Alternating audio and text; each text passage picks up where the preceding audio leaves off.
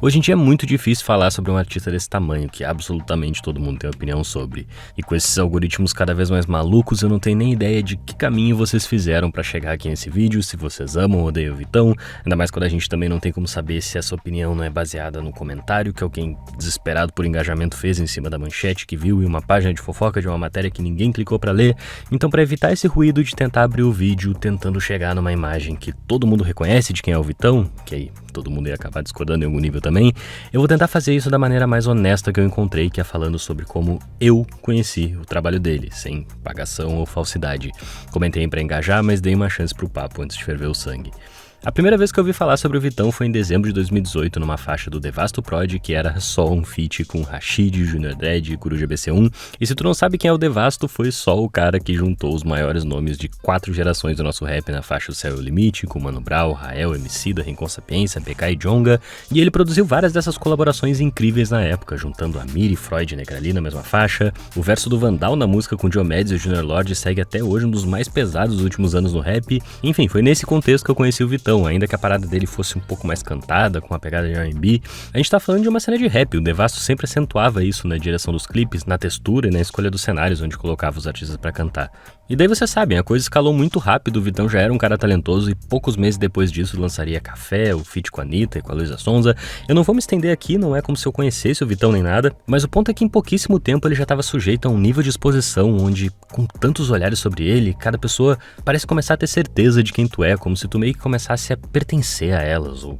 sei lá, vira assunto de uma série de conversas privadas onde cada pessoa vai ter uma opinião formada sobre ti. Se tu não é o que as pessoas esperam, vão dizer, nossa, tal pessoa tá estranha hoje. Ou pior ainda, nossa, eu sempre senti algo estranho nessa pessoa. Independente do que vocês acham sobre ele, o que me interessa aqui é esse fenômeno em que todo mundo começa a pegar esses fragmentos do que viu sobre ti, tua arte, o que leu num site de fofoca, e começa a achar que tu é aquilo, que tu precisa agir de tal forma, dar satisfação sobre tudo, um negócio que te desumaniza quando tu não cumpre essa expectativa, como se já não bastasse ter que prestar contas para todas essas plataformas que sugam nosso trabalho. Como se não fosse uma pessoa do outro lado, com as mesmas neuroses que a gente, só precisando descarregar aquilo em algum lugar. Vão se criando esses hábitos bizarros de consumo, aparece uma porrada de gente achando que te conhece, gente que no teu lugar não faria metade, mas que agora começa a agir como se fosse teu chefe ou qualquer coisa do tipo, comentando os maiores absurdos, muitas vezes como se quisesse te ajudar ainda por cima, dizendo como tu deveria se vestir, moldar teu trabalho e tua personalidade para satisfazer essa demanda construída. Aí tu vai ler a crítica construtiva do cara e é tipo, essa música tá uma merda, melhore.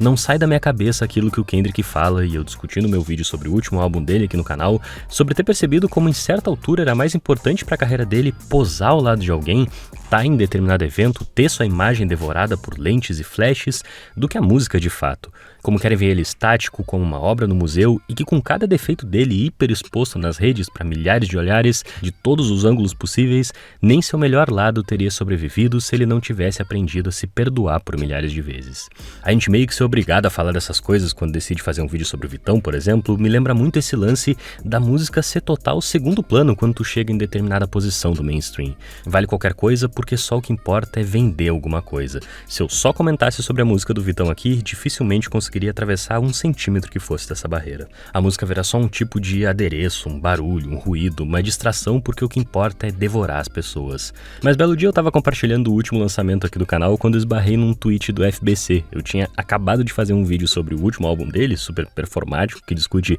exatamente esse dilema das redes, a maneira com que a internet e esses mega conglomerados digitais que controlam o algoritmo transformaram nossas relações, e tava lá o FBC compartilhando a última música do Vitão, uma tal de Beleléu, expressão que a gente usa por aqui, não só no sentido de morrer e ir pro Beleléu, mas desaparecer também, né, no sentido mais amplo, tipo, sei lá, ir preso, qualquer coisa assim. Me bateu a curiosidade do que exatamente o Vitão, esse cara que vira e mexe a gente acaba esbarrando por aí nas redes, me bateu a curiosidade do que exatamente ele andava fazendo, porque, de novo, a arte parece ser sempre a última coisa que importa nessas discussões, mesmo que tentem disfarçar isso repetindo o tempo todo o que acham da música dele. É uma pena que eu não possa deixar a música rolando aqui pra vocês, mas eu vou tentar dar uma ideia do que acontece. O clipe já começa com esse som de mosca na volta da merda, intercalando o título da música, e aí tá o Vitão cortando esse moicano esquisito na frente do espelho, com um ring light ali atrás, claramente encenado. Ele dá risada pro espelho e é daqui que começa a loucura. Começam uns flashes de uns sacos de lixo e esse papel, ao mesmo tempo o anúncio da música dele, Beleléu, mas também essa brincadeira com panfleto de funerária. Assista o vídeo da sua vida conosco,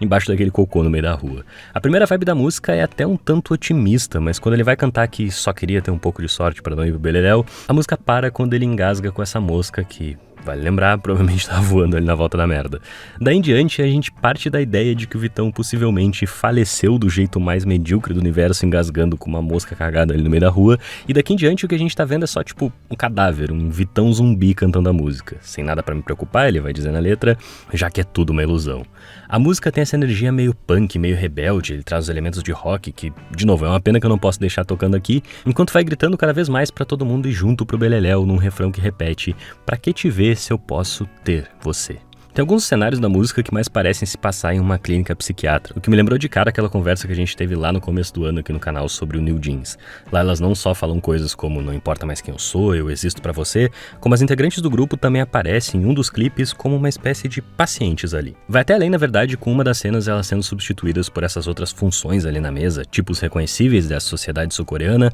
como se discutisse esse papel da música de precisar lidar com um tipo de trauma, uma ferida que é coletiva no fim das contas. Lá eu cito que uma das referências do clipe que eu falo sobre no vídeo é o filme Eu Sou um Ciborgue Daí, do Park Chan-wook, mesmo diretor de Old Boy, vocês devem conhecer, onde a protagonista acredita que é um ciborgue e tem esse outro personagem que roubava e brigava sem motivo e não sentia qualquer culpa e compaixão sobre isso. Quando chamam ele de antissocial, ele diz que não, que na verdade é anti-desaparecimento, que faz tudo isso por medo de desaparecer. A parte que mais circulou por aí da música Beleléu do Vitão é essa onde ele pira perguntando sobre o que poderia fazer, dizendo que é um nada, que é porra nenhuma, um pedacinho de bosta, que volta naquilo que ele falou sobre ser tudo uma ilusão. Se tudo é maquiagem, instantâneo, se a gente nunca atravessa a superfície daquilo que consome, onde tudo é descartável, onde vale qualquer tipo de absurdo para chamar atenção, e em certa medida é isso que ele está fazendo e falando sobre aqui, sintoma e diagnóstico ao mesmo tempo, é como se ele próprio desaparecesse no meio desse processo. Acho que uma outra relação que dá pra fazer é com a maneira com que o DPRIAN se posiciona em relação à música sul-coreana hoje em dia. É um artista que vive me pedindo pra eu falar sobre aqui no canal.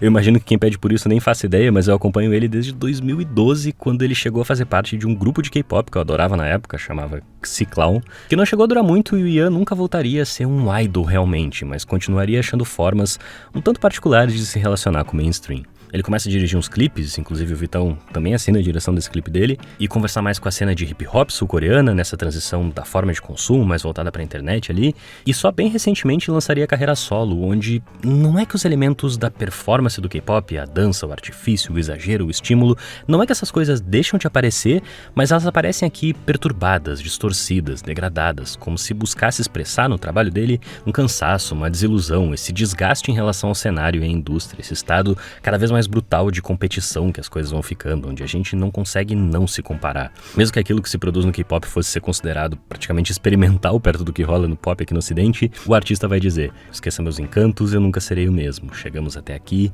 só pra enlouquecer. E o Vitão vai perguntar em Beleléu, será que dá tempo de envelhecer? O nome da música que tá passando aí no vídeo é literalmente Não Enlouqueça, link que eu não poderia deixar de fazer com aquela passagem lá do meu vídeo sobre Blowout ou Um Tiro na Noite, sobre o filme brilhante do Brian De Palma pra quem curte cinema, onde o personagem interpretado pelo John Travolta vai falar: a gente tem duas opções, tu pode escolher, morrer ou enlouquecer. Tem um trecho do clipe de Beleléu do Vitão que vai mostrar uns flashes, memórias de infância e tal, cheios de nostalgia, como um tipo de tentativa de retornar pra um tempo, uma época onde as coisas eram mais puras e inocentes, imagens que parecem contrastar tanto com o corpo cadavérico que ele interpreta no resto do clipe. Um detalhe interessante é que a vibe da música é o completo oposto nessa parte. Ele vai cantar umas paradas tipo eu tô calminho maracujá, o tipo de parada que ele faz que o público reconhece mais de cara, mais aconchegante e tal, só que ele vai repetir essa mesma frase na versão rock distorcida mais pra frente na música, quase como se a ideia fosse mesmo perturbar esse estereótipo. É por estar lidando com essa contradição ambulante que a coisa fica interessante, uma música que muda radicalmente e sem critério nenhum de uma hora pra outra, lados tão diferentes do artista ali em conflito.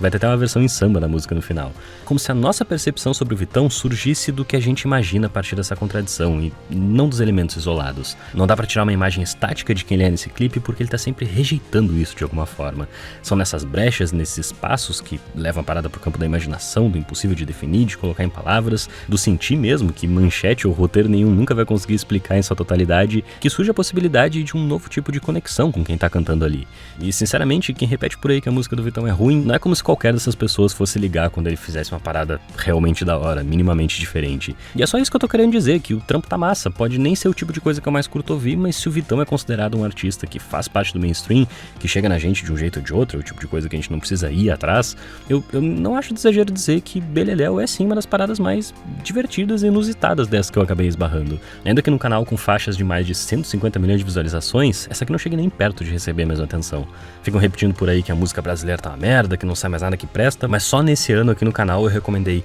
o álbum do Nil, Resgate do Maestro, onde eu também cito o trampo da Cristal, o trampo da Onika. Teve vídeo sobre o próprio álbum do FBC, onde eu também recomendo o álbum do Abot, que tipo, enquanto vocês não pararem pra eu escutar o álbum do Abot, eu tô cagando se vocês acham que a música brasileira tá chata, tá ligado? Pra mim tá incrível. O que acontece, e aí sim eu concordo, é um sufocamento cada vez maior desses artistas que não aceitam se enquadrar em um gosto cada vez mais padronizado, trabalhos que vão ficando cada vez mais difíceis de viabilizar, porque para as grandes marcas só a reprodutibilidade daquilo que importa, que elas sejam capazes de reproduzir aquilo para satisfazer os próprios interesses, sem depender mais da vontade, da voz do artista.